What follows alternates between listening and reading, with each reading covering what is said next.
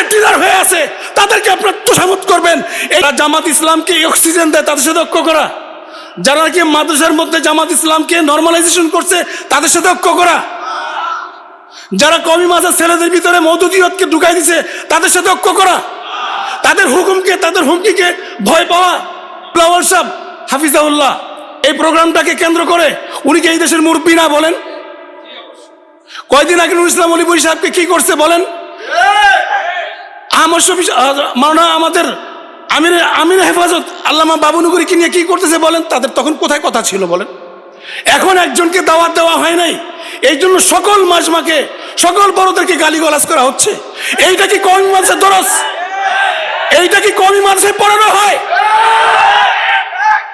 কোথায় আদব, কোথায় তারবিয়ত? রাজনীতি করার জন্য কওমি মাদ্রাসা না, পুরা কওমি অঙ্গন থেকে ছাত্র রাজনীতি বন্ধ করতে হবে। এটা আমার প্রথম দাবি। অনৈক্যের মধ্যেই থাকতে হবে, কিয়ামত পর্যন্ত অনৈক্যের একটা অংশ থাকবে। অনৈক্য কার সাথে? আহলে হাদিসের সাথে। অনৈক্য কার সাথে? ফেরাকে বাতেলার সাথে। নাকি ফেরাকে বাতেলার সাথে ঐক্য করবেন আপনি? এই আয়াতের অর্থ কি ফেরাকে বাতেলার সাথে ঐক্য করা? যারা ফেরাকে বাতেলার সাথে ঐক্য করে তাদের সাথে ঐক্য করা। যারা জামাত ইসলামকে অক্সিজেন দেয় তাদের সাথে ঐক্য করা। যারা নাকি মাদ্রাসার মধ্যে জামাত ইসলামকে নর্মালাইজেশন করছে তাদের সাথে ঐক্য করা। যারা কওমি মাদ্রাসার ছেলেদের ভিতরে মওদুদিয়তকে ঢুকাই দিছে তাদের সাথে ঐক্য করা। তাদের হুকুমকে, তাদের হুমকিকে ভয় পাওয়া। ঐক্যর মিনিংটা বুঝতে হবে। হকের ঐক্য হইতে হবে। আগে হকের ঐক্য না বুঝেন, দাড়ি টুপি পরলে যদি সে হকের উপরে হয়, তো রবীন্দ্রনাথ ঠাকুর দাড়ি ছিল, শিখেরও দাঁড়িয়ে আছে, পাগড়ি আছে। হক বুঝার জন্য আমাদের হজরতরা আছেন। আল্লামা নুরুল ইসলাম অলিপুরি সাহেব দামাত বারাকাতুল্লাহ আলিয়া তার জীবনটাই শেষ করেছে হক বোঝানোর জন্য। ঠিক কি ঠিক না বলেন? উনি হকের ব্যাপারে কি বলছে কিছুদিন আগে আপনারা শুনছেন না?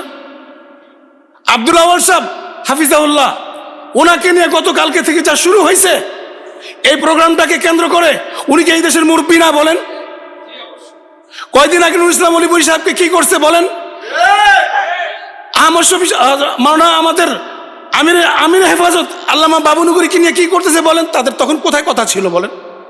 এখন একজনকে দাওয়াত দেওয়া হয় নাই, এই জন্য সকল মাজমাকে, সকল বড়দেরকে গালিগালাজ করা হচ্ছে। এইটা কি কওমি মাদ্রাসার দরস?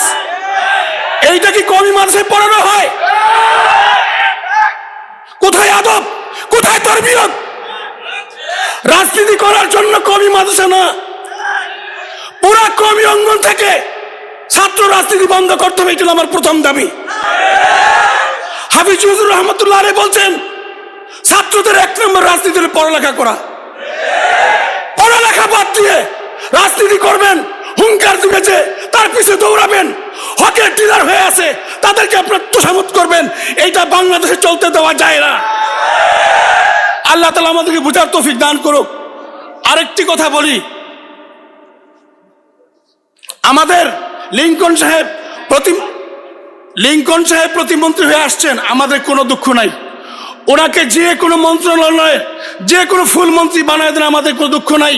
আহলে হাদিস বাংলাদেশের স্বীকৃত ফেরাকে বাতেলার অন্যতম একটা সংগঠন। আমি মনে করি জামাত ইসলাম 10 বার প্রচার পরে একটা আহলে হাদিসের জন্ম হয়। সুতরাং জামাত ইসলামের ভিতরে আহলে হাদিস, আহলে কোরআন সব আছে। জামাতের ইন্ধনে, জামাতের সংশ্লিষ্ট 11 দলের ইন্ধনে আমাদের প্রতিমন্ত্রী ওখানে বসছেন।